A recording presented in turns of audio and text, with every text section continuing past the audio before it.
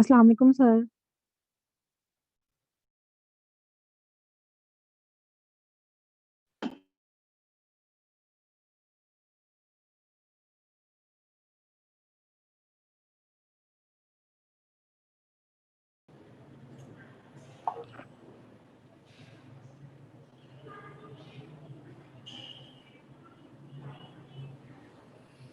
जी बच्चों अस्सलाम वालेकुम। उम्मीद है कि आप सब लोग खैरियत से होंगे। So in the last lecture we have discussed about the injuries related to the hand। ऐसे ही है। लास्ट लेक्चर में हम लोग ने क्या पढ़ा था? Injuries related to hand. कौन कौन सी इंजरीज पड़ी थी? कोई सी एक बता दो। सर आपने इंटरसेक्शन सिंड्रोम पढ़ाया था। ठीक है अलीशा, एक मिनट जी। किंजा सलीम, अनीका आसिफ,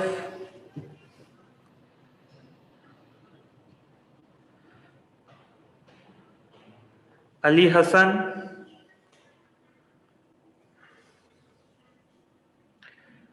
अहमद अफजल। सर आप ये नाम क्यों ले रहे हैं? बेटा नाम इसलिए ले रहा हूं ताकि आगे से हाँ तो करें, सारे सोए हुए हैं। अच्छा अच्छा ये क्लास पार्टिसिपेशन ही है एक्चुअली। अच्छा, मुझे लगा अटेंडेंस शुरू में होने लगी है। नहीं, ये अटेंडेंस नहीं है।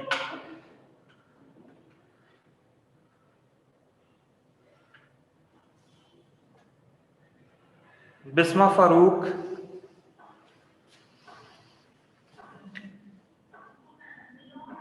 इज़ा अरशद,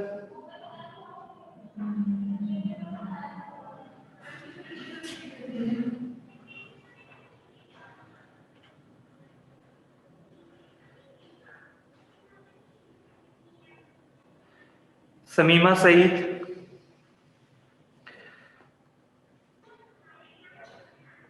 जी सर। बेटा what are the common causes of volar wrist pain? Volar aspect के ऊपर कौन कौन सी कॉमन कॉजेज हैं रिस्ट पेन की? कोई सी दो या तीन बता दें।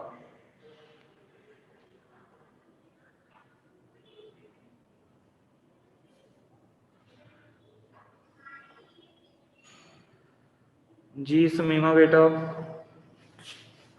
नहीं सर, नहीं आप। क्या बेटा, मुझे आवाज नहीं आ रही। सर याद नहीं। अच्छा,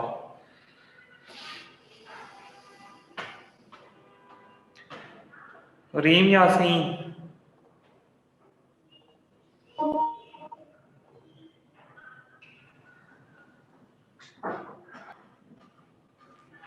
रमला नाफिर। अच्छा रीम यासीन बेटा, मुझे ये बताओ कि what is de Quervain tenosynovitis? Sir de Quervain synovitis. ये तो बहुत आसान सा है। जी जी सर, इसमें जो है ना रिस्ट का टेंडन, उसमें पेन होगी। थंब जिसमें है वो स्वेल हो जाएगा उसमें। जो टेंडन की जो नहीं शीट है वो इन्फ्लेम हो जाएगी, जिसकी वजह से सर थंब आपने लेक्चर ही नहीं भेजा था। बेटा लेक्चर पढ़ाया तो था ना। मैं पढ़ाया ना करूं, मैं भेज दिया करूं, वो सही है? ठीक है। नो सर, वो सारी तरह रिवाइज भी हो जाता है ना। सर वो रिवाइज हो जाता है ना, ऐसे एक दफा पढ़ने के बाद एक हफ्ते के बाद याद नहीं रहता, वीकेंड के बाद लेकिन आके बेटा पढ़ना। यही तो चीज देखनी है ना कि how you are participating in the class, आप कितने एक्टिव हैं। अब बच्चे आधे सोए हुए हैं, कुछ को तो पता ही नहीं है कि उनको कितनी दफा बुलाया है सर ने। सर कुछ बंदे लेजी होते हैं ना मेरे जैसे, सर उनको लेक्चर की जरूरत पड़ जाती है। कुछ बंदे क्या होते हैं? सर मेरे जैसे जरा डल होते हैं ना, उन्हें लेक्चर चाहिए होते हैं।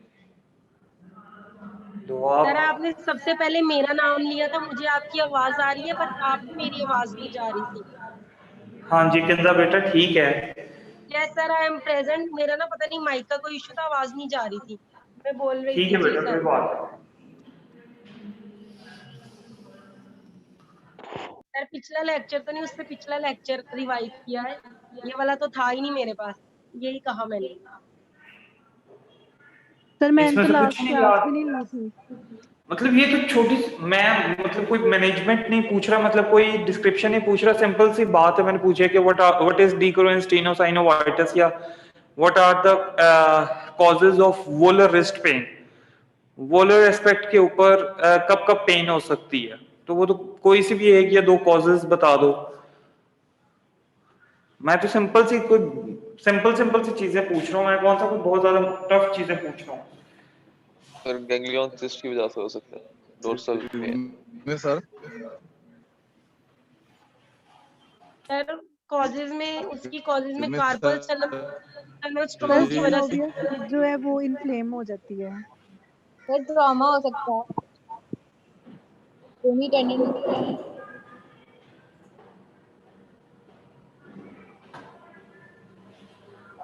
जी कितना बेटा आप कुछ बता रहे हो? मैंने कहा सर आप कॉजेज पूछ रहे हैं, मैं वो बता रही हूँ कि उसमें पेन के जो कॉज हो सकते हैं, उसमें कार्पल टनल स्टोन या रिस्ट टेंडनाइटिस हो सकती है ठीक है, वोलर रिस्ट पेन में। ठीक है, चलें, we are going to start with the next lecture, that is lecture number 16। ठीक है, इस लेक्चर के अंदर भी हम लोगों ने बात सर? करनी है about the injuries related to the fingers sir? And hands. जी बेटा। सर असेसमेंट में एक असाइनमेंट भी ऐड करते हैं। क्या ऐड कर दूं? एक असाइनमेंट, ओरल जो टेस्ट है वो 15% का कर दें और 10% की एक असाइनमेंट ऐड करते हैं। बेटा अभी आप लोग शुक्र करें कि आप लोगों का क्विज एडिड है, और एडिड ही रहे क्विज, ठीक है, क्योंकि बेटा यूनिवर्सिटी की तरफ से है इस चीज का। और ये सबसे इम्पोर्टेंट ये चीज है कि आप लोगों को एक्चुअली ना ये पता हो कि आप लोग कितना अच्छा पढ़ रहे हैं या कितना अच्छा एक्टिवली पार्टिसिपेट कर रहे हैं, ठीक है। ज्यादा इंपॉर्टेंट चीज ये है कि आप लोग सीखो कुछ, ठीक है। अब ऑब्वियसली इस पेंडेमिक में ये तो नहीं ना हो सकता कि जी आप लोग सीखना ही छोड़ दो या आप लोग पढ़ना छोड़ दो, ठीक है। और आपको पता है कि सिंपली क्लासेस लेने से या पैसिव आपसे हम लोग अगर ले लें असेसमेंट्स के जी असाइनमेंट्स लिख लें, ऐसा कर लें वैसे कर लें, तो ऑब्वियसली ऐसा तो नहीं चलेगा, क्योंकि वो फर्स्ट टाइम था पेंडेमिक में, तो डेट्स व्हाई असाइनमेंट भी थी उसमें क्विजेस भी थे एलएमएस बेस्ड। तो आप सबको पता है एलएमएस बेस्ड क्विजेस, क्योंकि मेरे सामने तो सारी की सारी एग्जांपल्स हैं। लास्ट टाइम कोई भी एक ऐसा बच्चा नहीं था जिसके 8 या 9 मार्क्स से कम आए हों क्विज में, ठीक है। अगर वो यहाँ मेरे पास प्रेजेंट हो वही बच्चे, ठीक है, तो ऑब्वियसली वो इतने मार्क्स नहीं ले सकते, ठीक है। सिर्फ मार्क्स उनके कम थे जिनका एलएमएस का कोई इशू आ गया या इंटरनेट कनेक्शन फेलियर आ गया। So that's why it is not going to change. आपका असेसमेंट प्लान यही रहेगा, ठीक है। और आप लोगों ने पढ़ना है अच्छे तरीके से, बहुत आसान सी है स्पोर्ट्स फिजिकल थेरेपी और इंटरेस्टिंग है, ठीक है। इसमें तो कोई मुश्किल बात है ही नहीं बेटा। सर आपने पहले नहीं बताना सर, है। ओरल टेस्ट भी ले लें, बस आप उसकी परसेंटेज कम कर दें, 15% कर देना। नहीं, ओरल टेस्ट आमना बेटा नहीं हो सकते है ना, कम नहीं हो सकती परसेंटेज, क्योंकि बेटा देखो अगर मैं प्रेजेंटेशन लूंगा तो वो भी सेम टू सेम वही हो जाएगी कि जी एक ओरल टेस्ट है, ठीक है। प्रेजेंटेशन आप लोगों ने प्रेजेंट जरूर करना है, लेकिन अल्टीमेटली मैंने आप लोगों से क्वेश्चंस पूछने हैं, ठीक Yes, है। sir. तो वो जो मैं क्वेश्चंस पूछूंगा वो भी क्या है, वो भी एक ओरल टेस्ट है, ठीक है। इसमें होगा क्या, अगर मैं दो इसमें डिवीजन कर देता हूँ ना 25 को, 15% ये कर दूं 10% वो, तो आप लोग बहुत ज्यादा बिजी हो जाओगे, आप लोगों का स्केड्यूल टाइट हो जाएगा, ठीक है। मेरा तो होगा ही होगा, क्योंकि मेरे पास 3 सेक्शंस हैं, आप लोगों का भी हो जाएगा। आप सबको पता है कि इट विल टेक टाइम, यहाँ पर ऑनलाइन यहाँ पर वाइवा लेना या ओरल टेस्ट लेना वो ज्यादा जल्दी बंदा ले सकता है एज कम्पेयर टू ऑनलाइन। कभी कोई इशू आ जाता है, कभी कोई इशू आ जाता है, so that's why it is more time taking as compared to face to face oral test और face to face viva, ठीक है। सर तो मैं इसलिए कह रहा हूँ कि एक ही हो Okay, sir. और उसमें आप अच्छी सी प्रिपरेशन करो अपनी, ठीक है, और हम उसमें अच्छा सा वो कर सकें, आप लोग अच्छा से स्कोर करो, उसको, बहुत आसान है।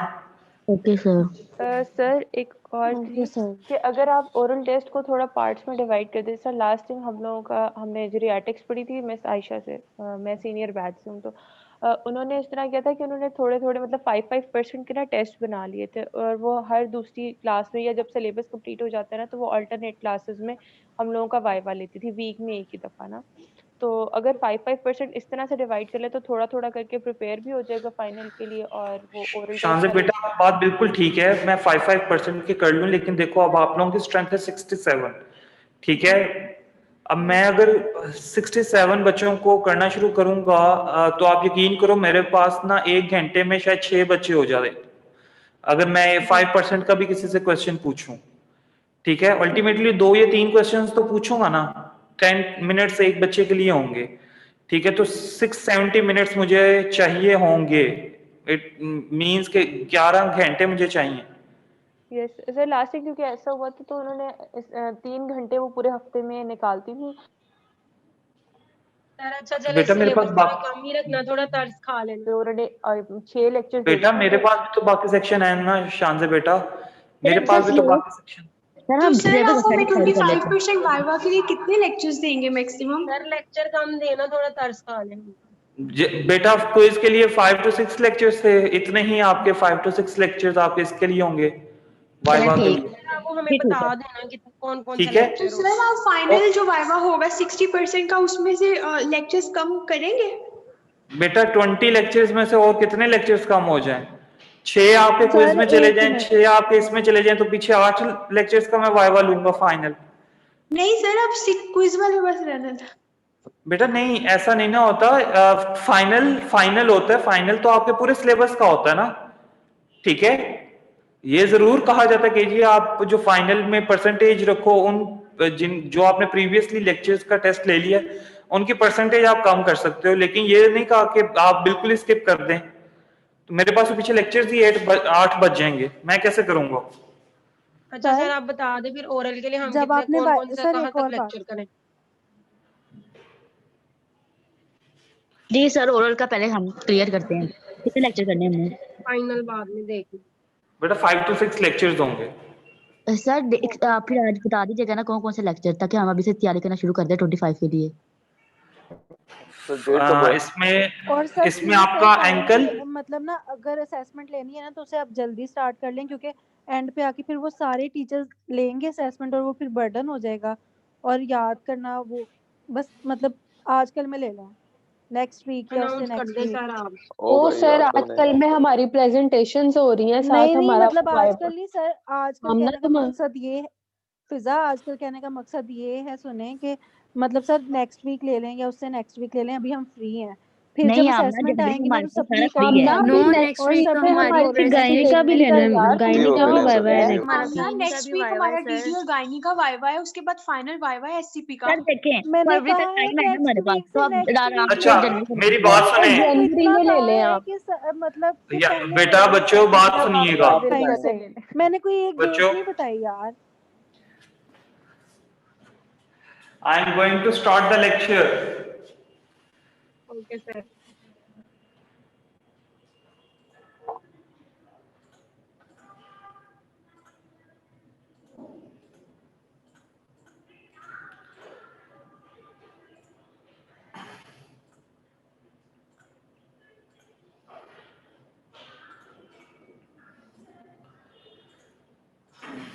So this is the 16th lecture of sports physical therapy, in which we are going to discuss about the injuries related to hand and fingers, ठीक है। लास्ट टाइम हम लोगों ने बात की थी अबाउट द टेंडनाइटिस, ठीक है, that is de Quervain's tenosynovitis. We have discussed about the intersection syndrome, ठीक है, we have discussed about Kibox disease, we have discussed about different impingement syndromes, and mostly that syndromes includes the bone-to-bone impingement, either the proximal carpal bone is impinged, causes an impingement on the distal radius, or the distal radius is causing an impingement on the proximal carpal bones, or the distal carpal bones are going to impinge on the proximal carpal bones, or the distal carpal bones are going to impinge on the distal radius, ठीक है. So now we are going to start with the injuries related to the hand and fingers. The first injury we are going to discuss is the fracture, that is the fracture of base of first metacarpal. First metacarpal की base का fracture, that is the thumb, ठीक है. Thumb की base का fracture. mechanism, what will be the mechanism? The mechanism will be if the individual or the athlete is going to fall on an abducted thumb, ठीक है. abducted thumb के ऊपर अगर वो fall कर रहा है, there is a chance कि उसका जो फर्स्ट मेटाकार्पल है उसकी बेस का फ्रैक्चर हो जाए. एक चीज, एक मैकेनिज्म. दूसरा क्या मैकेनिज्म है कि if an individual is going to punch, और वो जो पंच है उसका, ठीक है, वो एक्सीडेंटली किसी हार्डर ऑब्जेक्ट के साथ हिट हो जाए, ठीक है, तब भी चांस है कि आपके फर्स्ट मेटाकार्पल का फ्रैक्चर हो जाए. और उस थंब पंच में, let's say if it is like this, ठीक है, थंब ये पंच की ये वाली पोजीशन हो, ठीक है, और you are going to hit it, और वो हिट हो जाए किसी हार्डर ऑब्जेक्ट के साथ, तो that is just a compressive force down to the first metacarpal which can result in the fracture of base, ठीक है. So there are two mechanisms, ठीक है. The one is punching on a harder object, ठीक है, and the second one is if a patient is going to fall on a abducted thumb, ठीक है. So now the fracture is further divided into two types, whether it is an extra-articular fracture or it is a intra-articular fracture, ठीक है. Intra articular fracture को हम बेनेट्स fracture भी बोलते हैं, ठीक है. एक्स्ट्रा आर्टिकुलर फ्रैक्चर क्या है? वो कहता है कि जब आपके कैप्सूल जो कार्पो मेटाकार्पल जॉइंट है, ऐसे ही है ना, बेस ऑफ फर्स्ट मेटाकार्पल के फ्रैक्चर की बात हो रही है, तो बेस ऑफ फर्स्ट मेटाकार्पल किससे जॉइंट बना रही है? आपकी कार्पल के साथ. ऐसे ही है ना, ट्रेपीजियम के साथ मेटाकार्पल आपका जॉइंट बना रही है, कार्पो मेटाकार्पल जॉइंट. सो वो क्या कहता है कि जब एक फ्रैक्चर जो है वो कैप्सूल, कार्पो मेटाकार्पल जॉइंट के कैप्सूल से बाहर होगा, ठीक है, just 1 centimetre distal to this joint, 1 centimetre distal to the joint, that is carpometacarpal joint, तो उसको हम लोग क्या नेम करेंगे कि that is an extra articular fracture, ठीक है. और अगर वही फ्रैक्चर जो है वो इंट्रा आर्टिकुलर सर्फेसिस को इन्वॉल्व कर ले, तो हम उसको क्या कहेंगे कि it is a Bennett's fracture और it is an intra articular fracture. जो इंट्रा आर्टिकुलर फ्रैक्चर है, it is usually associated with dislocation of the thumb as well, ठीक है. जो एक्स्ट्रा आर्टिकुलर फ्रैक्चर है, ठीक है, अगर हम उसकी टाइप पूछें कि जी कौन सी टाइप का फ्रैक्चर है, तो that will be a transverse fracture. Usually transverse fracture extra articular होता है, ठीक है. समझ आ गई यहां तक बात की बेटा? सो दिस इज, आप सबके साथ स्क्रीन शो हो रही है. This first the picture on the left side depicts a extra articular fracture. अब आप देखो, this is the joint, this is the carpometacarpal joint, this is the base of first metacarpal, and if the fracture occurs 1 centimeter distal to the joint, then it is recognized as the extra articular fracture. This is a transverse fracture, बिल्कुल एक straight fracture है. Now if we talk about the right picture, that is an intra-articular fracture. ये जो intra-articular fracture है, इसमें आप देख सकते हैं कि articular surface भी involved है, ठीक है, सही है. और ये आपका एक टाइप ऑफ लॉन्गिट्यूडिनल फ्रैक्चर है, ठीक है, और this fracture is usually associated with dislocation of carpometacarpal joint. So how we are going to manage this, ठीक है. वो कहता है कि यूजुअली जब भी ट्रांसवर्स फ्रैक्चर होता है या एक्स्ट्रा आर्टिकुलर फ्रैक्चर होता है, तो पेशेंट का जो थंब होता है, it will lie in a flexed position, ठीक है. जब भी एक्स्ट्रा आर्टिकुलर फ्रैक्चर होगा, तो पेशेंट की जो पोजीशन होगी थंब की, वो क्या होगी कि it will lie flex across the palm of hand, ठीक है, जस्ट लाइक दिस, ठीक है. समझ आ गई बात की? It will lie like this across the palm of the hand, ठीक है. और वो कहते हैं कि इसको हम लोग करते, जी बेटा आपकी वीडियो नहीं आ रही. एक मिनट.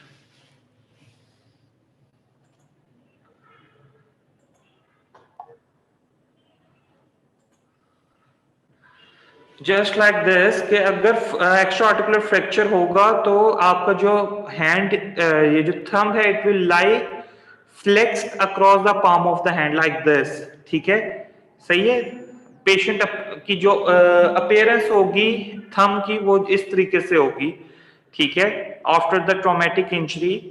तो कहते हैं मैनेज कैसे किया जाता है, तो इसको मैनेज करने के लिए हम लोग क्या करते हैं कि ये जो आपकी मेटाकार्पल है, ठीक है, इसको रिड्यूस किया जाता है, इसको एक्सटेंडेड पोजीशन में लेकर जाया जाता है, इनटू द एक्सटेंशन। इस फ्लेक्स पोजीशन से किस में लेकर जाया जाता है, एक्सटेंडेड पोजीशन में लेकर जाया जाता है इस मेटाकार्पल को with the help of traction, ठीक है। और जब इसको with the help of traction extended position में लेकर जाते हैं तो इट इज रिड्यूस्ड, ठीक है, इट विल गेट रिड्यूस्ड, ठीक है। और यहां पर इसको क्या कर दिया जाता है, इमोबिलाइज कर दिया जाता है into the short arm spica cast, ठीक है। शॉर्ट आर्म स्पीका कास्ट का मतलब क्या है कि यहां से ये थंब को इमोबिलाइज करेगा, ठीक है, interphalangeal joint it will remain free to move, ठीक है, आपके रिस्ट जॉइंट को स्टेबलाइज करेगा और आपकी हाफ फोर आर्म को स्टेबलाइज करेगा like this. Half four arm को कवर करेगा, रिस्ट को, और यहां से आपके थंब को, थंब के कार्पो मेटाकार्पल जॉइंट को, interphalangeal joint will remain free to move, ठीक है। Now the Bennett's fracture. If we talk about the Bennett's fracture, it is a dislocation, ठीक है, a fracture dislocation of the base of first metacarpal. अब वो कहते हैं कि इसमें हम लोग यूजुअली पेशेंट जो होता है वो कहता है उसमें होता क्या है कि यूजुअली आपके जो पेशेंट होता है उसकी डिफॉर्मिटी को हम लोग कहते हैं सर्जन्स हैंड, ठीक है, लाइक दिस, ठीक है। जैसे सर्जन किसी चीज को पकड़ता है डेलिकेट एक फाइन तरीके से, उसी तरीके से आपकी थंब की डिफॉर्मिटी अपेयर होगी, ठीक है, जस्ट लाइक दिस, ठीक है। पेशेंट जब आएगा तो उसकी ये डिफॉर्मिटी होगी थंब की, या ये अपीयरेंस होगी, इसलिए हम इसको सर्जन्स हैंड भी बोल देते हैं, ठीक है। अब वो कहते हैं कि यूजुअली होता क्या है कि जो हमने बात की थी आर्टिकुलर सरफेस का फ्रैक्चर हो रहा है, ठीक है, तो वो कहता है कि वो जो मीडियल साइड का फ्रेगमेंट होता है, ठीक है, it will remain there, remain at its normal anatomical position. जो उसकी नॉर्मल आर्टिकुलेशन है, वो जो मीडियल फ्रेगमेंट है छोटा सा, ये अपनी जगह पर रहेगा। क्यों? क्योंकि यहाँ पर एक वोलर लिगामेंट होते हैं जो कि एक्चुअली इसको डिसलोकेट नहीं होने देता। लेकिन वो जो कहता है कि जो बाकी जो पोर्शन है, ठीक है, जिसमें आपकी जो बाकी मेटाकार्पल जो बच जाएगी, ठीक है, वो जो है वो डिसलोकेट हो जाएगी, ठीक है, वो डिस्प्लेस हो जाएगी। बेटा एक मिनट अजान हो जाए।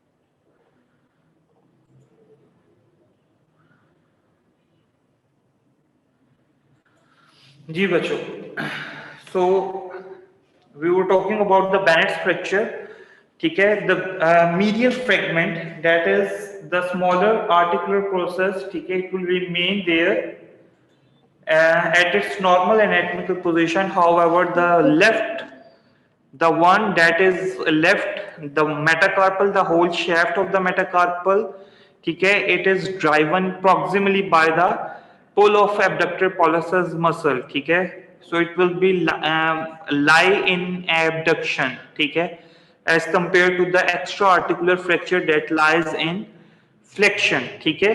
So this is known as surgeon's hand deformity. जब इसको मैनेज किया जाता है तो इसको मैनेज करने के लिए हम यूजुअली क्लोज रिडक्शन यूज करते हैं. सेम टू सेम वही तरीका होगा कि हम लोग क्या करेंगे, मेटाकार्पल को ही ट्रैक्शन में ले जाके ट्रैक्शन अप्लाई करेंगे, ठीक है, और मेटाकार्पल को किस में लेकर जाएंगे, एडक्शन में लेकर जाएंगे, ताकि जो मेटाकार्पल है वो वापस रीलोकेट हो सके जॉइंट कैविटी के साथ, ठीक है, या जॉइंट कैविटी में रीलोकेट हो सके. और इसके अलावा वो कहते हैं कि अगर जरूरत पड़ती है तो हम लोग के वायर्स, परक्यूटेनियस के वायर्स के साथ क्या कर देते हैं, फिक्सेशन कर देते हैं, ठीक है. वो कहते हैं कि इसमें के वायर्स के साथ फिक्सेशन करने के बाद हम इसको इमोबिलाइज करेंगे फॉर 4 to 6 वीक्स, ठीक है, और 4 to 6 वीक्स के बाद हम लोग जो आपका 4 to 6 वीक्स के बाद जो इमोबिलाइजेशन है उसको खत्म करके हम मोबिलाइजेशन की तरफ जाएंगे, हम मूवमेंट परफॉर्म करवाएंगे, ठीक है. अब वो कहते हैं कि अगर तो कोई इंडिविजुअल ऐसा है कि जिसको जैसा कि आपके पास हार्ड स्प्लिंट है, ठीक है, अगर वो उसकी फंक्शनल एक्टिविटीज में रुकावट पैदा कर रहा है तो हम लोग उसको ज्यादा सॉफ्ट स्प्लिंट की तरफ ले जाते हैं, न्यूक्लिन स्प्लिंट की तरफ ले जाते हैं. सर जी बेटा.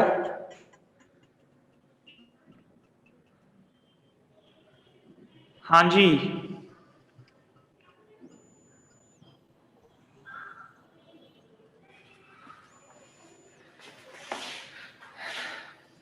जी बेटा, कोई किसी बच्चे ने आवाज दी है? तो शायद इंटरनेट का इशू था, उसकी आवाज थोड़ी सी कट रही थी, अब डिस्कनेक्ट हो गई. ठीक है. सो जिस भी इंडिविजुअल को हार्ट स्प्लिंट के साथ इशू होगा, उसकी फंक्शनल एक्टिविटीज में रुकावट पैदा हो रही होगी, तो हम उसको सिंपली क्या करेंगे, नियोप्रीन स्प्लिंट दे देते हैं, सॉफ्टवेयर स्प्लिंट दे देते हैं, ताकि उसकी स्टेबिलिटी रहे, ठीक है, और फर्दर री अकरेंस के चांसेस कम से कम हो जाएं. ठीक हो गया, यहां तक बात की समझ आ गई. Now fractures of second to fifth metacarpal, ठीक है, वो भी कहता है कि उसका मैकेनिज्म भी सेम टू सेम वैसा ही है जैसा कि आपके फर्स्ट मेटाकार्पल का है, कि अगर आपकी पंच है, ठीक है, और पंच किसी हार्डर ऑब्जेक्ट के साथ स्ट्राइक कर जाता है तो आपकी सेकंड से लेके फिफ्थ मेटाकार्पल जो है वो आपकी फ्रैक्चर हो सकती है. एक भी मेटाकार्पल फ्रैक्चर हो सकती है, एक से ज्यादा भी मेटाकार्पल फ्रैक्चर हो सकती हैं, और इसको हम लोग यूजुअली बोलते हैं बॉक्सर्स फ्रैक्चर, ठीक है. सेकंड से फिफ्थ मेटाकार्पल के फ्रैक्चर को हम लोग यूजुअली क्या बोलते हैं, बॉक्सर्स फ्रैक्चर बोलते हैं. अब वो कहते हैं कि इसमें जो फंक्शनल लॉस होता है वो बहुत मिनिमल होता है, ठीक है. डिफॉर्मिटी इसमें कंसिडरेबल अमाउंट की प्रोड्यूस होती है. ऑब्वियसली फ्लेक्शन डिफॉर्मिटी होगी डिस्टल मेटाकार्पल की, ठीक है. लेट्स से आपके जो मेटाकार्पल है वो फ्रैक्चर हो जाती है, तो जो इसके डिस्टल एंड्स होंगे वो क्या कर जाएंगे, फ्लेक्स्ड कर जाएंगे, ठीक है. फ्लेक्स्ड करके आपके पाम ऑफ हैंड में शो होंगी, ठीक है, मेटाकार्पल्स, ठीक है. मेटाकार्पल्स की जो नेक है ना, ठीक है, अगर ये फ्रैक्चर हो जाती है तो मेटाकार्पल की जो नेक है, जो हेड है, ठीक है, they will show in your palm, ठीक है. अभी तो ये नकल्स के तौर पर आपको डॉर्सल एस्पेक्ट के ऊपर नजर आ रही है ना मेटाकार्पल के हेड, ठीक है, लेकिन अगर ये फ्रैक्चर हो जाए तो और इसमें फ्लेक्शन डिफॉर्मिटी पैदा होती है तो फिर आपकी ये जो नकल्स होती हैं, ठीक है, they will show on the palmar volar aspect और द पामर एस्पेक्ट. ठीक हो गया.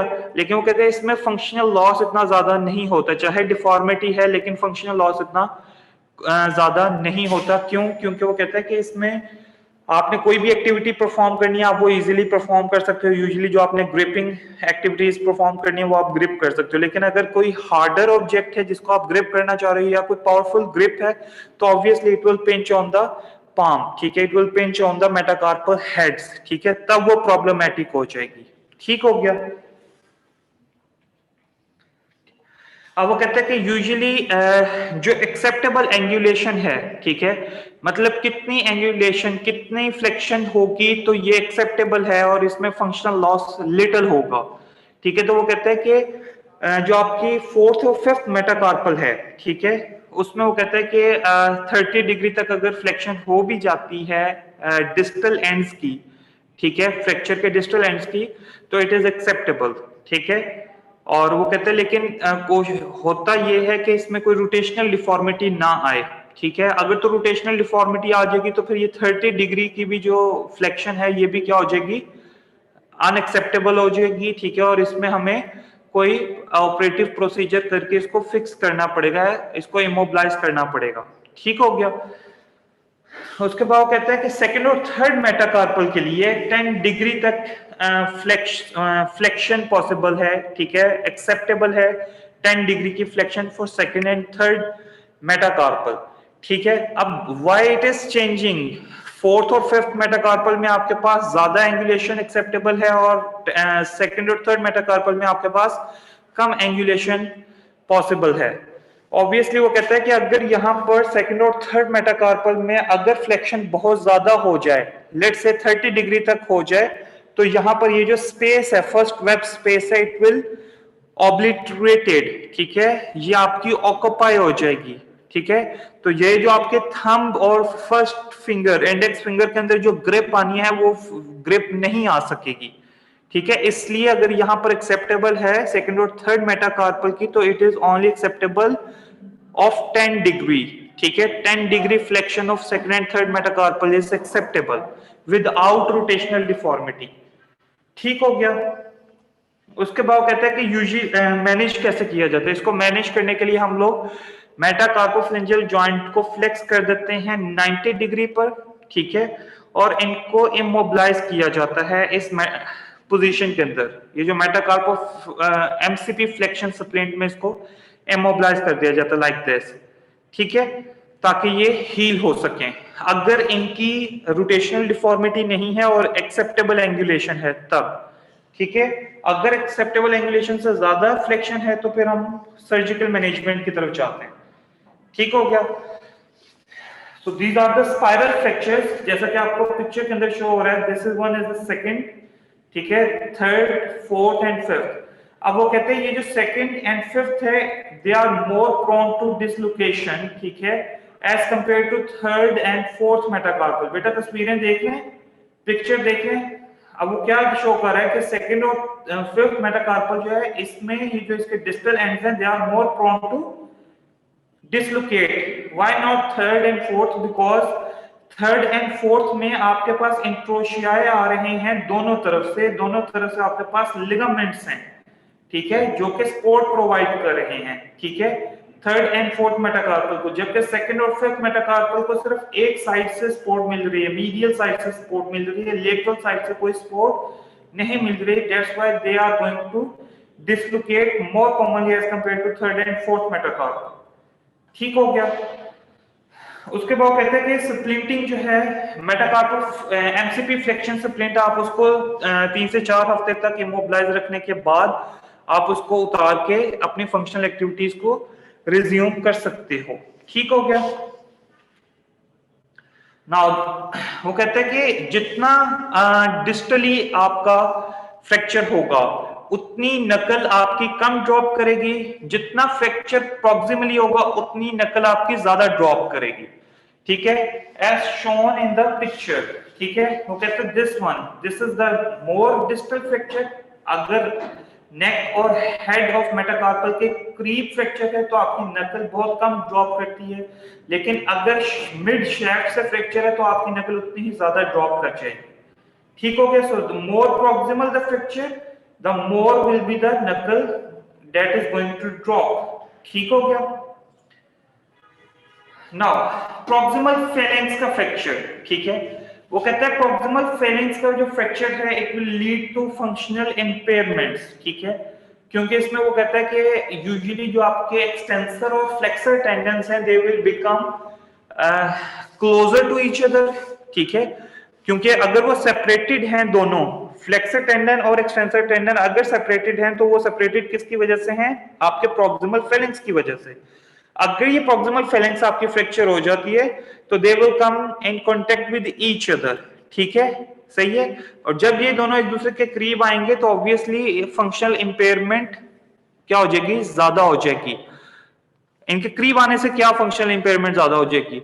ऑब्वियसली ये डिफॉर्मिटी, ज्यादा डिफॉर्मिटी प्रोड्यूस करेंगे, ठीक है, सही है, क्योंकि जो पुल मसल्स की लॉन्ग टेंडेंस की जो पुलिंग एक्टिविटी है वो सारी की सारी रिड्यूस हो जाएगी, ठीक है, अपनी नॉर्मल पोजीशन से जब वो लॉन्ग टेंडेंस डिस्प्लेस होंगे due to the fracture of the proximal phalanx, ठीक है। उसके बाद कहते हैं कि इसको मैनेज करने के लिए हम लोग क्या करते हैं कि मेटाकार्पोफ्लेंजियल जॉइंट को 90 से 70 डिग्री पर फ्लेक्स करते हैं। याद रखना है metacarpophalangeal joint MCP flexion splint 90 degree MCP flexion splint हम लोग यूज करते हैं किसके लिए? मेटाकार्पल के फ्रैक्चर्स के लिए, जबकि प्रॉक्सिमल फेलेंक्स के फ्रैक्चर के लिए हम लोग 70 degree MCP flexion splint use करेंगे, ठीक है, और उसको इमोबिलाइज किया जाएगा, ठीक है। इसके अलावा वो कहते हैं कि जितने भी आपके मेल रोटेटेड फ्रैक्चर्स होते हैं, ठीक है, जिनमें रोटेशनल डिफॉर्मिटी आ जाए, ठीक है, उसमें हमें ओपन रिडक्शन करनी पड़ती है और इंटरनल फिक्सेशन करनी पड़ती है। जैसे मैंने पहले आपको बताया कि अगर तो एक्सेप्टेबल एंगुलेशन, मेटाकार्पल्स में भी यही है, अगर तो एक्सेप्टेबल एंगुलेशन के अंदर है तो हम क्या करेंगे? सिंपली कंजर्वेटिव मैनेजमेंट करेंगे, फिक्सेशन कर देंगे, क्लोज रिडक्शन करके फिक्सेशन कर देंगे with the help of cast, ठीक है, और with the help of a splint. लेकिन अगर तो एक्सेप्टेबल एंगुलेशन नहीं है तो फिर हमें ओपन रिडक्शन और इंटरनल फिक्सेशन करनी पड़ेगी, same in the proximal phalanx fracture. अगर तो रोटेशनल डिफॉर्मिटीज नहीं है तो फिर हमें कंजर्वेटिव मैनेजमेंट इज इनफ, ठीक है, स्प्लिंटिंग कर दें, मेटाकार्पोफ्लेंजियल जॉइंट को 70 डिग्री तक फ्लेक्स कर दें तो इट इज पॉसिबल कि आपका जो प्रॉक्सिमल फेलेंक्स है वो हील हो जाएगा।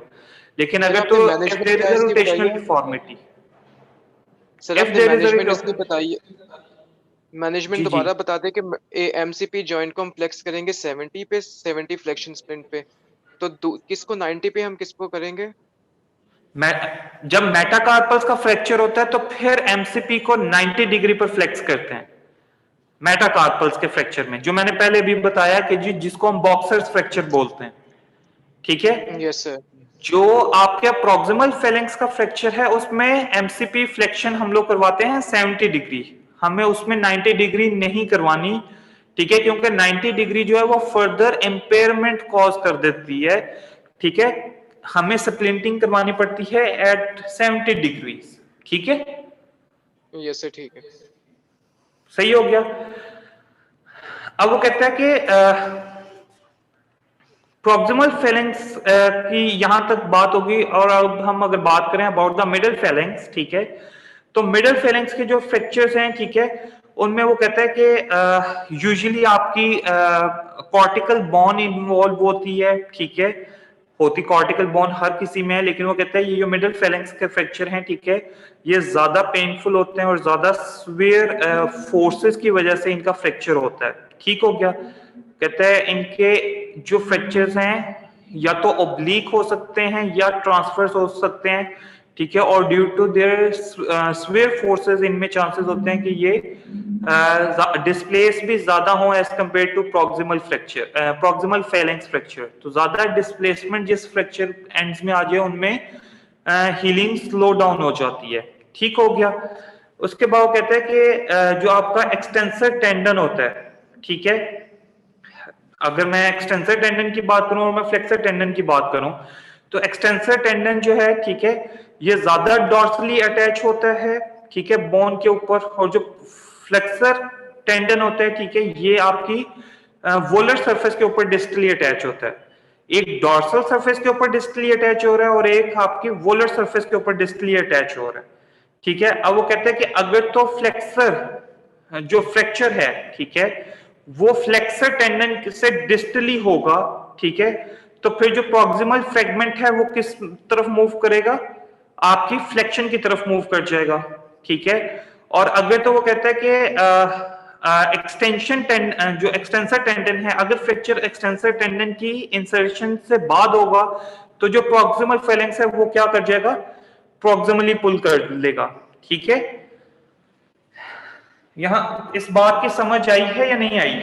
सर ये दोबारा बता दें, दोबारा बता दें। This one is the middle phalanx. ठीक है, अब ये इसकी वोलर सरफेस है और ये इसकी डॉर्सल सरफेस है, लेट्स से। ठीक है, वो कहता है प्रॉक्सिमल सरफेस के ऊपर जो आपके फ्लेक्सर टेंडन की इंसर्शन है, ठीक है, ये भी डिस्टल एस्पेक्ट पर है। ठीक है, डिस्टल एस्पेक्ट मतलब not it is proximal to the middle phalanx, it is attaches to the distal aspect. और जो एक्सटेंसर टेंडन की डॉर्सल एस्पेक्ट के ऊपर इंसर्शन है, that is also on the distal aspect. लेकिन there is some difference between the two tendons. ठीक है, मतलब ये दोनों टेंडन्स के दरमियान एक डिस्टेंस मेंटेन है। ठीक है, अगर वो कहते हैं कि इस फ्लेक्सर टेंडन से डिस्टली अगर कोई फ्रैक्चर होगा, क्या होगा, इस फ्लेक्सर टेंडन से अगर डिस्टली कोई फ्रैक्चर होगा तो ये इस प्रॉक्सिमल, ये जो प्रॉक्सिमल एस्पेक्ट है मिडिल फेलेंक्स का, ये इसको क्या कर लेगा, फ्लेक्स कर लेगा, क्योंकि ये टेंडन अटैच रहेगा यहां पर और इस टेंडन की जो पुल होगी वो इस प्रॉक्सिमल को क्या करेगी, अपनी तरफ खींच लेगी, फ्लेक्स पोजीशन में ले जाएगी। और जो डिस्टल होगा, ठीक है, वो किस में चला जाएगा, एक्सटेंशन में रहेगा या न्यूट्रल पोजीशन में रहेगा। ठीक है, यहां तक बात की समझ आई है फ्लेक्सर टेंडन की? Yes sir. जी सर। अब वो कहते हैं कि जी बेटा आइए समझ। जी सेम टू सेम इसी तरीके से एक्सटेंसर टेंडन, वो कहते हैं एक्सटेंसर टेंडन भी डिस्टली अटैच होता है ऑन द डॉर्सल एस्पेक्ट। ठीक है, अगर तो वो कहता है कि डॉर्सल एस्पेक्ट से फ्रैक्चर स्टार्ट होता है, डॉर्सल एस्पेक्ट से। ठीक है, तो और डॉर्सल एस्पेक्ट से फ्रैक्चर स्टार्ट हुआ है और डिस्टल है इस इंसर्शन के, इस इंसर्शन के क्या है, डिस्टल है, तो फिर क्या करेगा, ये भी इस जो प्रॉक्सिमल एंड, जो प्रॉक्सिमल पोर्शन होगा मिडिल फेलेंक्स का, उसको क्या करेगा, एक्सटेंशन में ले जाएगा। ठीक है, डिफरेंस कहां पर है दोनों का, कि एक फ्रैक्चर अगर स्टार्ट हो रहा है फ्रॉम द वोलर एस्पेक्ट और एक फ्रैक्चर स्टार्ट हो रहा है फ्रॉम द डॉर्सल एस्पेक्ट। ठीक है, जो फ्रैक्चर डॉर्सल एस्पेक्ट से स्टार्ट होगा और अगर वो फ्रैक्चर होगा distal to the insertion of the tendon, तो फिर उसमें जो मसल होगा वो अपनी तरफ पुल कर लेगा उस प्रॉक्सिमल पोर्शन को। ठीक है, वो चाहे फ्लेक्सर टेंडन हो, वो चाहे एक्सटेंसर टेंडन हो। यहां तक बात की समझ आ गई? जी सर। अब वो कहते हैं कि मिडिल फेलेंक्स को अगर हम लोगों ने रिड्यूस करना हो, ठीक है, तो मिडिल फेलेंक्स को रिड्यूस करने के लिए हम लोग क्या करते हैं कि जितने भी आपके स्टेबल फ्रैक्चर्स होते हैं, ठीक है, उनको कहते हैं कि हम लोग इमोबिलाइज कर देते हैं। ठीक है, फॉर 3 to 4 वीक्स। ठीक है, और इसमें भी हम लोग मेटाकार्पोफ्लेंजियल फ्लेक्शन स्प्रिंट यूज करते हैं, एमसीपी फ्लेक्शन स्प्रिंट यूज करते हैं, जिसमें हम लोग 70 डिग्री रखते हैं मेटाकार्पोफ्लेंजियल जॉइंट की फ्लेक्शन को, और इसमें पीआईपी जॉइंट भी हम लोग इन्वॉल्व करते हैं इमोबिलाइजेशन में। और प्रॉक्सिमल इंटरफ्लेंजियल जॉइंट को हम लोग 0 डिग्री फ्लेक्शन के अंदर रखते हैं। ठीक है, समझ आ गई बात की? 0 डिग्री फ्लेक्शन का मतलब ये है कि not in complete extended but slightly flexed position में हम लोग रखते हैं प्रॉक्सिमल इंटरफ्लेंजियल जॉइंट को और मेटाकार्पोफ्लेंजियल जॉइंट को इन 70 डिग्रीज। ठीक है, not in 90 degrees, at 70 degree. समझ आ गई बात की? और प्रॉक्सिमल इंटरफ्लेंजियल जॉइंट को भी 0 डिग्री पर। ये वो हैं जो स्टेबल फ्रैक्चर्स हैं, जिनमें डिस्प्लेसमेंट नहीं हो रही। बताइए ना कि जी डिस्प्लेसमेंट हो जाएगी due to the pull of the muscles, ठीक है, वो अनस्टेबल फ्रैक्चर्स हैं। ठीक हो गया? वो कहते हैं कि जब भी आपने स्प्लिंट को रिमूव करना है, आपने range of motion exercises perform करवानी है ताकि एडहेजन से बचा जाए। ठीक है, या अगर कोई एडहेजन डेवलप हो गई है तो आपने उन एडहेजन को ब्रेक करना है with the help of mobilisation exercises. जो वो कहते हैं अनस्टेबल फ्रैक्चर्स हैं, ठीक है, ऐसे अनस्टेबल फ्रैक्चर्स होते हैं जिनमें 25% से ज्यादा आर्टिकुलर सरफेस इन्वॉल्व होती है। ठीक है, कौन से? जिनमें 25% से ज्यादा आर्टिकुलर सरफेस इन्वॉल्व हो, उनको हम लोग अनस्टेबल फ्रैक्चर बोलते हैं। और वो कहते हैं कि उसमें हमें ओपन रिडक्शन और इंटरनल फिक्सेशन करनी पड़ती है। ठीक है, यहां तक बात की समझ आ गई? ओपन रिडक्शन और इंटरनल फिक्सेशन के लिए वो क्या कहते हैं? वो कहते हैं कि हम लोग के वायर्स को यूज करते हैं, ठीक है, इंटरनल फिक्सेशन के लिए। ठीक है, और वो कहता है कि जैसे ही आपकी जो आर्टिकुलर सर्फेसेस हैं वो स्टेबलाइज हो जाएं तो हम लोग मूवमेंट स्टार्ट करवा देते हैं, ठीक है। हम ये टाइम नहीं देते कि वो हील करे फ्रैक्चर। जैसे ही आपने के वायर्स डाल के इंसर्शन फिक्सेशन कर दी है, आपने प्रॉक्सिमल इंटरफेरेंशियल जॉइंट के ऊपर मूवमेंट को स्टार्ट करवा देना है according to the pain perception of the patient, ठीक है। पेशेंट के पेन थ्रेशोल्ड को देखते हुए अपने एक्टिविटीज को स्टार्ट करवाना है और आहिस्ता आहिस्ता प्रोग्रेस करते जाना है, ठीक हो गया। उसके बाद वो कहता है कि मिडिल फेलेंक्स में ही, ठीक है, वो कहता है कि आपके पास एक और सेकंड टाइप आ जाती है फ्रैक्चर की, that is an avulsion fracture, ठीक है। वोलर प्लेट का, वोलर एस्पेक्ट का एवल्जेंट फ्रैक्चर हो जाए ड्यू टू द पुल, ठीक है, of the muscles. Usually flexor tendons के पुल की वजह से अगर फ्रैक्चर हो रहा है या एवल्जेंट फ्रैक्चर हो रहा है तो उसको हम लोग बोल देंगे कि that is an avulsion fracture of the middle phalanx और द प्रॉक्सिमल इंटरफेरेंशियल जॉइंट, ठीक है। और ज्यादातर वो होता है हाइपर एक्सटेंशन इंजरीज में, ठीक है, जब आपके प्रॉक्सिमल इंटरफेरेंशियल जॉइंट के ऊपर क्या हो, हाइपर एक्सटेंशन हो, ठीक है, तो उसमें ज्यादातर वोलर सबलक्सेशन होती है किसकी, आपके मिडिल फेलेंक्स की हो सकती है या प्रॉक्सिमल इंटरफेरेंशियल जॉइंट की हो सकती है। वोलर प्लेट की सबलक्सेशन हो जाती है, ठीक है, जहां पे वो टेंडन अटैच करता है, ठीक हो गया। उसके बाद the next one is the fracture of the distal phalanx, ठीक है। अगर हम बात करें डिस्टल फेलेंक्स के फ्रैक्चर की, ठीक है,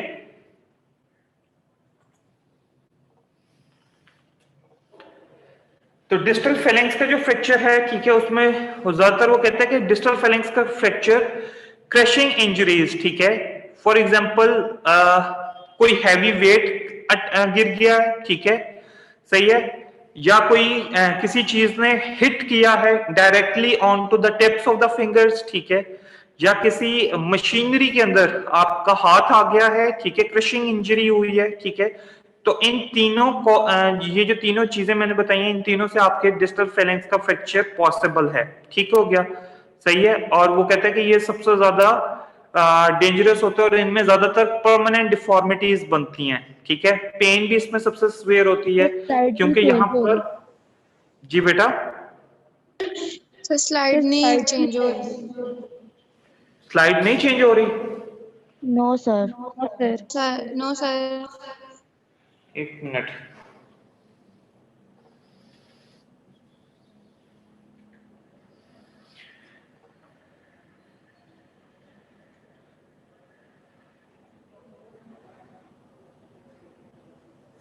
ठीक है, दिस वन इज, अच्छा, वो कहते हैं कि जो डिस्टल फेलेंक्स का फ्रैक्चर है, ठीक है, वो ज्यादातर किसकी वजह से हो रहा है, क्रशिंग इंजरीज की वजह से हो रहा है, ठीक है, या फिर कोई डायरेक्ट ट्रॉमा है, डायरेक्ट हिटिंग है on the tip of the fingers, कोई हैवी वेट गिर जाता है तब भी वो कहता है कि फ्रैक्चर हो सकते हैं, ठीक है।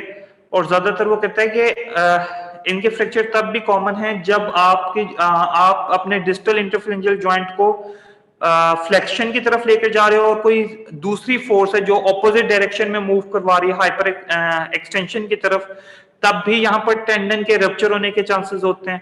और एट द सेम टाइम अगर आप डीआईपी को एक्सटेंशन में लेकर जा रहे हो और कोई दूसरी फोर्स है जो इनको फ्लेक्स कर रही है, तब इनमें एक्सटेंसर टेंडन के रप्चर के चांसेस होते हैं, ठीक है। मैकेनिज्म समझ आया? आप फ्लेक्शन में लेकर जा रहे हो डीआईपी को, ठीक है, और जो ओपोजिंग फोर्स है वो किस में लेकर जा रही है, एक्सटेंशन में लेकर जा रही है, ठीक है। तो फिर इसमें सबसे ज्यादा चांसेस क्या होंगे, कौन सा टेंडन रप्चर होगा? आप फ्लेक्शन में लेकर जा रहे हो, ठीक है, और जो ओपोजिंग फोर्स है वो एक्सटेंशन में लेकर जा रही है, तो कौन से टेंडन जो है वो आपके रप्चर होंगे? फ्लेक्सर टेंडन रप्चर होगा, extensor tendon, flexor tendon rupture होगा। सेम टू सेम इसी तरीके से अगर आप डीआईपी को एक्सटेंशन में लेकर जा रहे हो और अपोजिंग फोर्स उनको फ्लेक्शन में लेकर जाना चाह रही है, ठीक है, तो फिर आपके एक्सटेंसर टेंडन के रप्चर होने के चांसेस ज्यादा हैं, ठीक हो गया। वो कहते हैं कि यूजुअली ये जो फ्रैक्चर्स होते हैं डिस्टल फेलेंक्स के, दे आर अनडिस्प्लेस्ड, ठीक है, लेकिन अगर किसी क्रशिंग मशीन में ये फ्रैक्चर हो जाए तो ऑब्वियसली ये डिस्टल फेलेंक्स ही नहीं रहती, तो उसने डिस्प्लेस क्या होना है? आपने अक्सर देखा होगा कि ये लॉस हो जाता है डीआईपी जॉइंट। अगर आपने कभी किसी पेशेंट को देखा हो जो जिनको क्रशिंग इंजरीज होती हैं, तो उनमें अक्सर ये जो फिंगर्स होती हैं वो लॉस हो जाती हैं, यहाँ तक कि डीआईपी अगर लॉस हो गया तो पीआईपी भी लॉस हो सकता है, ठीक है। सिर्फ प्रॉक्सिमल फेलेंक्स रह जाती है जिनकी क्रशिंग इंजरीज होती हैं, ठीक है। So usually usually non displace fractures होते हैं, ठीक है, अगर क्रशिंग इंजरी नहीं है और अगर सिंपल एक फ्रैक्चर है, ठीक है। उसमें वो कहता है कि यहां पर जो मोस्ट कॉमन कंडीशन इस फ्रैक्चर की वजह से हो सकती है, दैट इज हीमाटोमा और ब्लीडिंग, ठीक है, बीनीथ द नेल, ठीक है। नेल बेड की bleeding, it is an important factor, ठीक है, it is an important complication in fracture of the distal phalanx, ठीक है। इसका हेमाटोमा, इसकी ब्लीडिंग, ये एक इंपॉर्टेंट कॉम्प्लिकेटिंग फैक्टर है आपके फ्रैक्चर ऑफ डिस्टल फेलेंक्स में, ठीक है। और इस वजह से वो कहते हैं कि आपका नेल भी लॉस हो सकता है, ठीक है, इस ब्लीडिंग की वजह से, या नेल भी रप्चर, नेल की भी टीयरिंग हो सकती है, ठीक है, नेल भी ब्रेक हो सकता है, ठीक है। उसके बाद वो कहते हैं कि अगर यहाँ पर ब्लीडिंग बहुत ज्यादा हो जाए तो फिर हमें फौरन से क्या करना पड़ता है, उसको एस्पायरेट करना पड़ता है उस ब्लीडिंग को, ठीक है, उसको निकालना पड़ता है, क्योंकि यहाँ पर this one is a closed compartment, सिर्फ सामने की तरफ से ये ओपन है, ठीक है। अगर यहाँ पर ब्लीडिंग बहुत ज्यादा हो जाएगी तो ये प्रेशर, कॉन्टिन्यूस प्रेशर पुट करेगा आपके नेल रूट के ऊपर, जिससे आपके नेल रूट के खत्म होने का चांस होता है कि आपका नेल जो है वो परमानेंटली क्या हो जाए, खत्म हो जाए, आपका नेल रूट जो है वो जैसे निकाला जाता है, नेल पूरे का पूरा खींच दिया जाता है, सेम टू सेम इसी तरीके से नेल रूट की इंजरी के चांसेस होते हैं। तो हम उसको प्रिवेंट करने के लिए क्या करते हैं कि फौरन से उसको एस्पायरेट कर लेते हैं ब्लीडिंग को, या कट लगा के हम लोग क्या करते हैं, अलाउ करते हैं कि ब्लीडिंग बाहर हो जाए, एक्सटर्नल ब्लीडिंग हो जाए, बजाय इसके कि इंटरनल ब्लीडिंग हो, ठीक हो गया। उसके बाद वो कहता है कि नेल इसकी डिफॉर्मिटी से बचने के लिए हम यूजुअली ओपन रिडक्शन और इंटरनल फिक्सेशन करते हैं डिस्टल फेलेंक्स के फ्रैक्चर की, क्योंकि वो कहते हैं यहाँ पर जो कंजर्वेटिव मैनेजमेंट है वो इतनी ज्यादा सक्सेसफुल नहीं होती जितनी ज्यादा आपकी ओपन रिडक्शन और इंटरनल फिक्सेशन होती है, ठीक हो गया। उसके बाद आपके पास आ जाती है डिसलोकेशन, ठीक है, dislocation of the metacarpophalangeal joint, ठीक है। अब वो कहते हैं कि मेटाकार्पोफ्लेंजियल जॉइंट की डॉर्सल डिसलोकेशन, ठीक है, वो कहता है ये ज्यादातर अनकॉमन होती हैं, ठीक है, ये बहुत ज्यादा कॉमन नहीं है कि जी डॉर्सल डिसलोकेशन हो जाए किसकी, आपकी मेटाकार्पोफ्लेंजियल जॉइंट की, ठीक है। उसके बाद वो कहते हैं कि अगर ये हो जाए, वैसे तो कॉमन नहीं है, लेकिन अगर ये हो जाए तो वो कहते हैं कि इसको हम लोग रिड्यूस नहीं कर सकते, और इसको हम लोग कहते हैं कि दैट आर इररिड्यूसिबल डिसलोकेशंस, ठीक हो गया। उसके बाद कहते हैं कि why we are unable to reduce these dislocations, हम इनको रिड्यूस क्यों नहीं कर सकते, ठीक है। तो वो कहते हैं कि सिंपली आपका जो मेटाकार्पल होता है, ठीक है, वो पुश कर जाता है थ्रू द वोलर प्लेट, ठीक है, और द मेटाकार्पोफ्लेंजियल जॉइंट, ठीक है, और लंब्राइकल्स और लॉन्ग फ्लेक्सर टेंडन्स के दरमियान में आ जाता है, जिसकी वजह से बटन होल डिफॉर्मिटी प्रोड्यूस होती है, ठीक है, या बटन होल इफेक्ट आता है। अब सिंपली इसको मैं आपको, उसने कहा dorsal dislocation of the metacarpophalangeal joint, ये जो मेटाकार्पल्स हैं, नकल्स हैं, इनकी डॉर्सल डिसलोकेशन होना, ठीक है।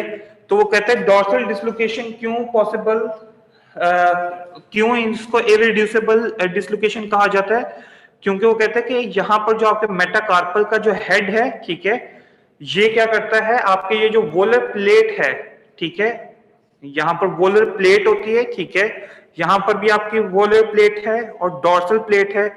वो कहते हैं ये जो आपके हेड हैं, ठीक है, मेटाकार्पल के जो हेड हैं, ठीक है, ये यहाँ पर जो फ्रंट के ऊपर वोलर प्लेट होती है, इसको रप्चर कर देते हैं और किसके अंदर आ जाते हैं, आपके लंब्राइकल्स, ठीक है, और आपके लॉन्ग फ्लेक्सर टेंडन्स के अंदर आ जाते हैं, लाइक दिस, ठीक है।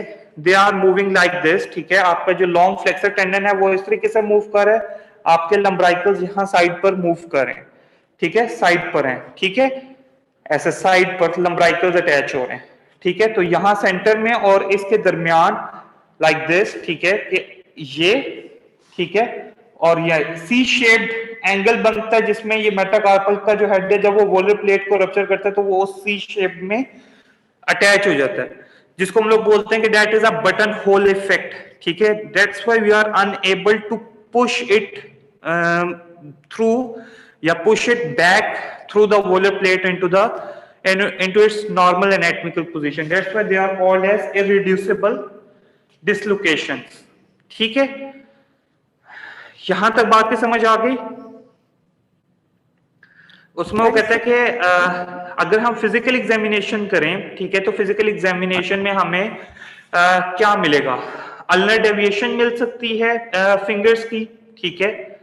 अल्नर डेविएशन मींस, ठीक है, कि यहाँ का ये जो मेटाकार्पल होगी, ठीक है, जब ये मेटाकार्पल यहाँ पर फंस जाएगी between the lumbrical and the long flexor tendon, ठीक है, तो ऑटोमेटिकली ये पूरी जो फिंगर होगी ये क्या कर जाएगी?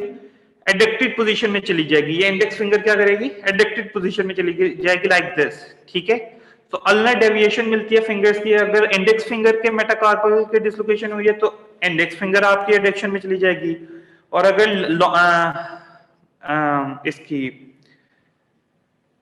मिडिल फिंगर की हुई है डिसलोकेशन तो मिडिल फिंगर आपकी एडक्टेड पोजीशन में चली जाएगी just below the ring finger, ठीक है। उसके बाद कहते हैं कि इसको रिपेयर कैसे किया जाता है। इसको रिपेयर करने के लिए हमें ओपन रिडक्शन करनी पड़ती है, ठीक है, और साथ में हमें वोलर प्लेट को जो रप्चर हुई थी due to dislocation of the metacarpal head, हमें उसको भी रिपेयर करना पड़ता है, ठीक है। उसके बाद वो कहता है कि रिडक्शन और इंटरनल फिक्सेशन के बाद हम यूजुअली मेटाकार्पोफ्लेंजियल जॉइंट को इमोबिलाइज करते हैं इन फ्लेक्शन। इसको भी सेम टू सेम मेटाकार्पोफ्लेंजियल जॉइंट को भी फ्लेक्शन स्प्लिंट में इमोबिलाइज करना है। याद रख लेना है इन द सीक्वेंस 90 70 30। 90 किसके लिए था? जब आपके मेटाकार्पल का फ्रैक्चर हो रहा है। 70 किसके लिए था? जब आपकी प्रॉक्सिमल फैलेंक्स का फ्रैक्चर हो रहा है, ठीक है। 30 किस पे था? जब आपके मेटाकार्पोफ्लेंजियल जॉइंट की डिसलोकेशन हो रही है, ठीक है, सही है। सो कहते हैं जब भी ये डिसलोकेशन होगी, ठीक है, तो आपने क्या करना है, इसको ओपन रिडक्शन इंटरनल फिक्सेशन के बाद आपने इसको इमोबिलाइज कर देना है into metacarpophalangeal flexion splint, MCP flexion splint with 30 degree of flexion, ठीक है। उसके बाद कहते हैं कि इमोबिलाइजेशन जो है वो यूजुअली इसमें ज्यादा होती है as compare to other fractures. जैसे बेस ऑफ फर्स्ट मेटाकार्पल का फ्रैक्चर था उसमें भी हमने 4 to 6 वीक्स की थी, ठीक है। इसमें वो कहता है 4 to 6 वीक्स की हमें इमोबिलाइजेशन करनी पड़ती है। बाकी जितने भी फ्रैक्चर्स हैं फिंगर्स में उसमें 3 to 4 वीक्स की इमोबिलाइजेशन इनफ होती है, ठीक है।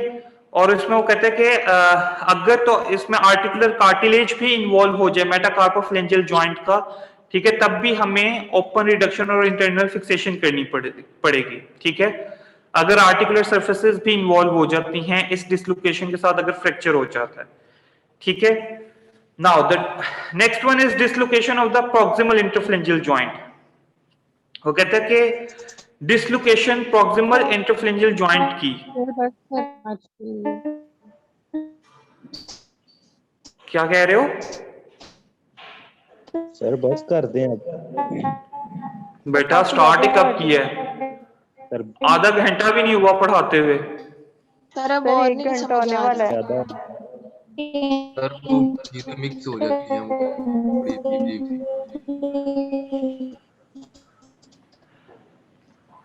अच्छा, ये डिसलोकेशन तो पढ़ लेना प्रॉक्सिमल इंटरफ्लेंजियल जॉइंट की। सर वो स्लाइड भी आगे करते हैं सर। सर आप स्लाइड भी नहीं आगे कर रहे हैं।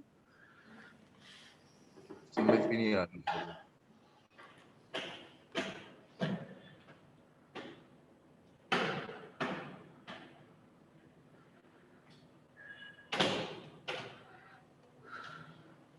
This one is the dislocation of proximal interphalangeal joint. अब वो कहते हैं प्रॉक्सिमल इंटरफ्रेंजियल जॉइंट की अगर हम डिस्लोकेशन की बात करें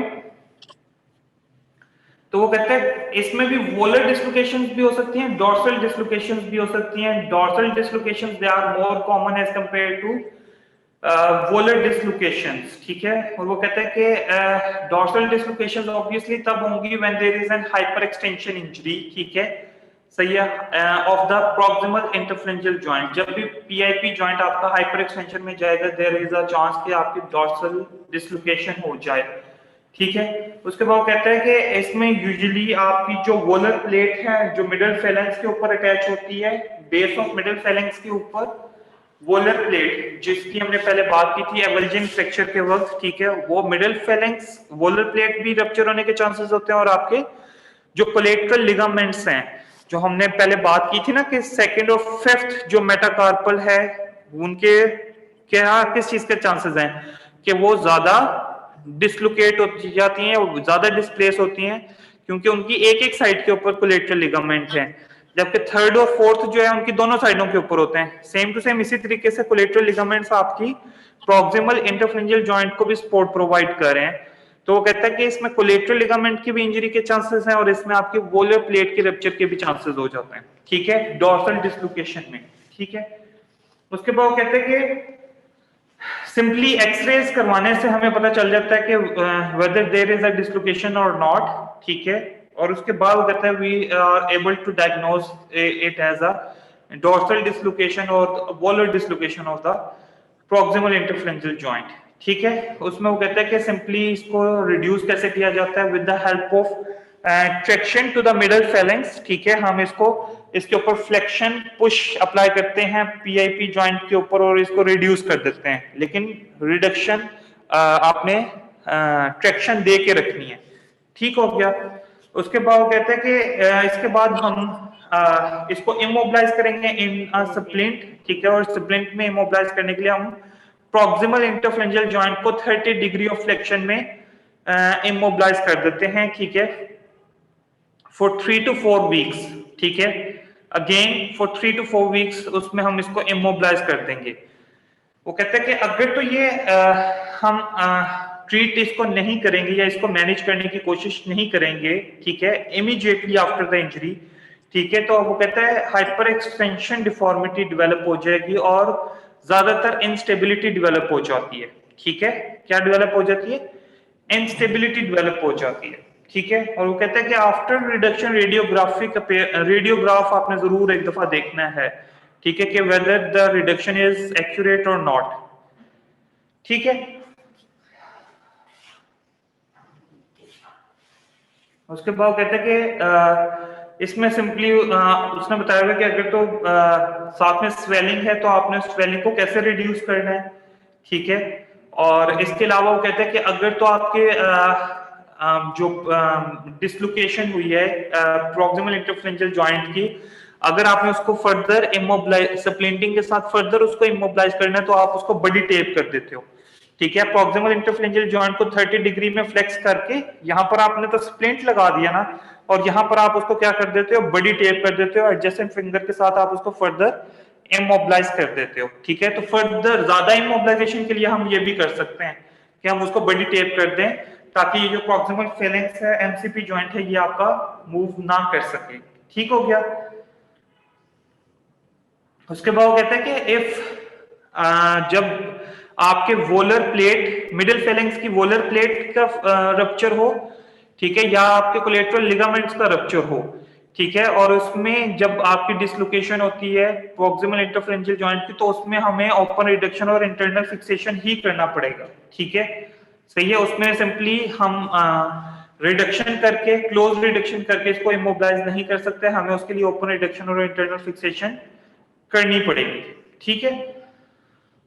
उसके बाद कहते हैं कि जो वोलर डिसलोकेशंस हैं, ठीक है, as compare to dorsal dislocations they are uncommon, ठीक है, और ये आप सिंपली क्लोज रिडक्शन से आप इनको ट्रीट नहीं कर सकते हो वोलर डिसलोकेशंस को, ठीक है, प्रॉक्सिमल इंटरफ्रेंजियल जॉइंट की जो वोलर डिसलोकेशंस हैं, ठीक है। अब वो कहते हैं कि उसमें हमेशा हमें क्या करना पड़ता है, ओपन रिडक्शन और इंटरनल फिक्सेशन करनी पड़ती है, क्योंकि हमेशा इसमें वो कहता है कि जैसे वोलर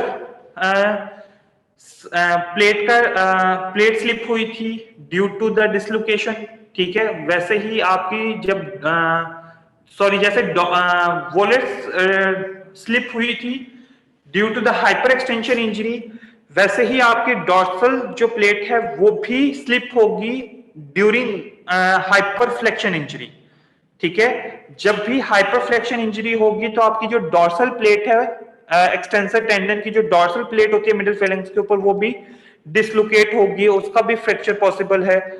जब डॉर्सल प्लेट डिसलोकेट होती है तो उसमें वो कहता है कि ओपन रिडक्शन इंटरनल फिक्सेशन के थ्रू ही हम इसको मैनेज कर सकते हैं, ठीक हो गया।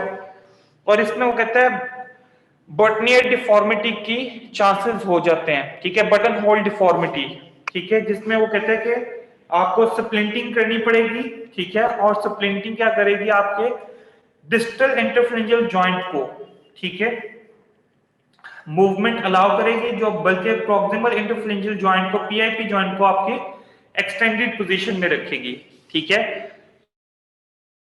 ये जो वोलर डिसलोकेशन हुई है, ठीक है, इसको वापस रिवर्स करके एक्सटेंडेड पोजीशन में रखेगी पीआईपी जॉइंट को, और ये जो आपका डीआईपी जॉइंट है इट विल रिमेन मूवेबल, ठीक है। और वो कहते हैं इस स्प्लिंटिंग को हमने होल्ड करके रखना है, स्प्लिंटिंग को इसको इमोबिलाइज रखना है प्रॉक्सिमल इंटरफ्रेंजियल जॉइंट को फॉर अप टू 6 वीक्स, ठीक है। तो दिस इज अ स्प्लिंटिंग, ठीक है, after a proximal interphalangeal joint flexion, ठीक है।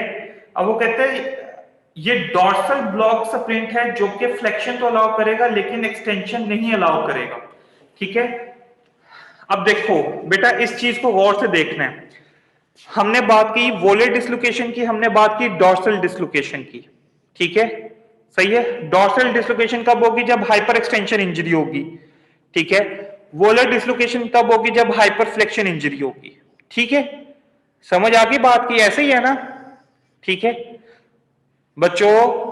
नहीं सर, आपने उल्टा बोल दिया। क्या बेटा डॉर्सल डिसलोकेशन तब होगी जब आपकी हाइपर एक्सटेंशन इंजरी होगी, इसमें उल्टा क्या है?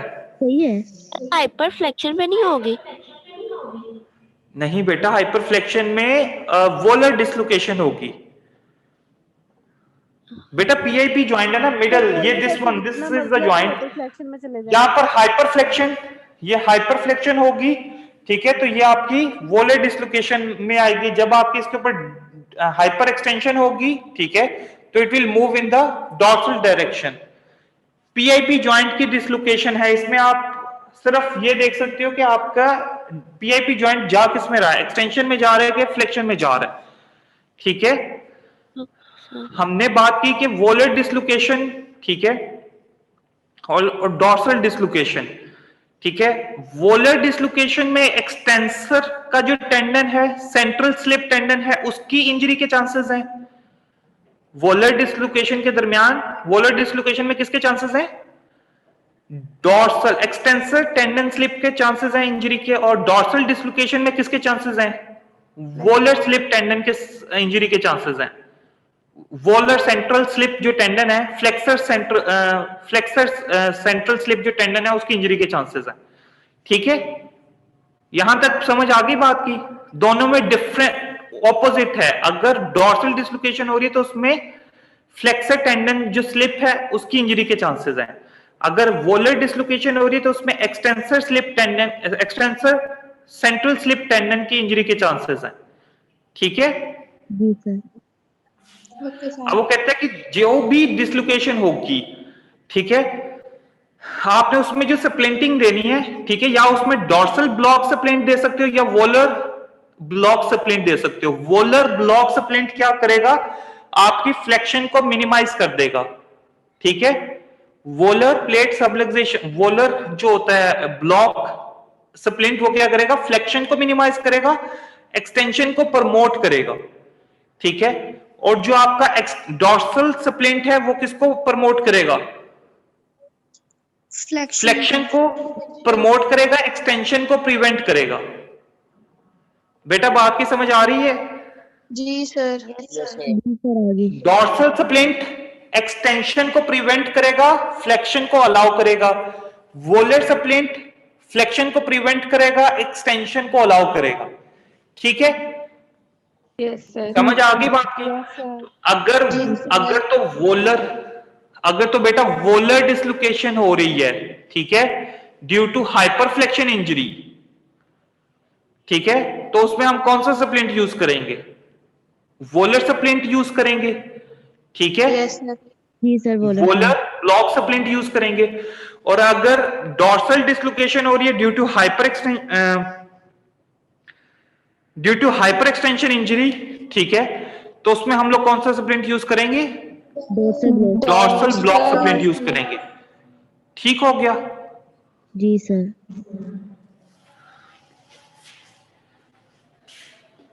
बस सर। सर बस अब dislocation of DIP joint next lecture में पढ़ लेंगे, ठीक है? सर बस कर दें। सर अगर जी बेटा, वोलर बस कर इंजरी हो, दीजिए। वोलर पीआईपी की डिसलोकेशन हो रही है तो हाइपर एक्सटेंशन में जा रहा है और फ्लेक्सर जो है वो डैमेज हो रहे हैं ना? एक दफा दोबारा बताओ बेटा। हाँ ठीक कह रही हो। सॉरी। हाँ सर कह रहे हैं दोबारा बताओ हम ना। सर अगर जो है वोलर पीआईपी की डिसलोकेशन है, ठीक है, तो जॉइंट जो है वो हाइपर एक्सटेंशन में जाएगा तो डिसलोकेशन होगी, तो जो डैमेज होंगे वो फ्लेक्सर डैमेज होंगे। नहीं, याद ये रखना है, फ्लेक्सर टेंडन्स नहीं डैमेज होते। एक्चुअली जो फ्लेक्सर टेंडन्स जिस सेंट्रल स्लिप के ऊपर आके अटैच हो रहे होते हैं ना, वो वोलर प्लेट रप्चर हो जाती है, ठीक है। डॉर्सल डिसलोकेशन में वोलर प्लेट और वोलर डिसलोकेशन में डॉर्सल प्लेट, उसको हम एक्सटेंसर टेंडन स्लिप बोलते हैं, सेंट्रल स्लिप टेंडन बोलते हैं, जहां पर एक्चुअली एक्सटेंसर टेंडन आकर अटैच हो रहे होते हैं। मम्मा चाय पीनी? Okay sir. ठीक है, पीनी है? Yes sir. चाय। ओके बच्चों, thank you, Allah Hafiz. Sir आपने लास्ट लेक्चर की रिकॉर्डिंग नहीं सेंड की हुई। सारे लेक्चर की बेटा हो जाएगी रिकॉर्डिंग से। सर क्विज के मार्क्स तो बता दें आप। सर जी वो मैं ना बेटा। वाइट ऑफ थी, अभी आई है तो मैंने लेट ज्वाइन किया था। ठीक है, सारी अटेंडेंस हो जाती है, सारा कुछ हो जाएगा इंशाल्लाह आपके ताला। साथ काउंसलिंग और क्योंकि बेटा मैं एक्चुअली आजकल तो आप लोगों के लेक्चर्स जो हैं वो अपलोड करने में लगा हूँ यूट्यूब के ऊपर। It is a time taking और बहुत मुश्किल है इसको वो करना, अपलोड करना, क्योंकि फाइल्स काफी ज्यादा बड़ी हैं तो वो बहुत टाइम लेती हैं अपलोड होने में, ठीक है। मेरे पास 3 सेक्शन है, तीनों की अब फाइल्स अपलोड करनी है, 12-12 लेक्चर्स हैं, ठीक है। That's why it is time taking, इंशाल्लाह ताला हो जाएगा सब कुछ, ठीक है। सर आपके काउंसलिंग आवर्स क्या हैं? बेटा वो आप मुझे मेल करो, पता चल जाएगा, ठीक है। सर आप हमें बता दें हमारा वो क्या सिलेबस होगा, वो कौन कौन से लेक्चर्स इंक्लूड होंगे, हम पहले से थोड़ी प्रिपरेशन कर लें। बेटा मैं अभी आप लोगों को थोड़े दिनों में मेल कर दूंगा। Okay sir. Okay sir. Okay बच्चों, अल्लाह हाफिज। अल्लाह हाफिज। अल्लाह हाफिज।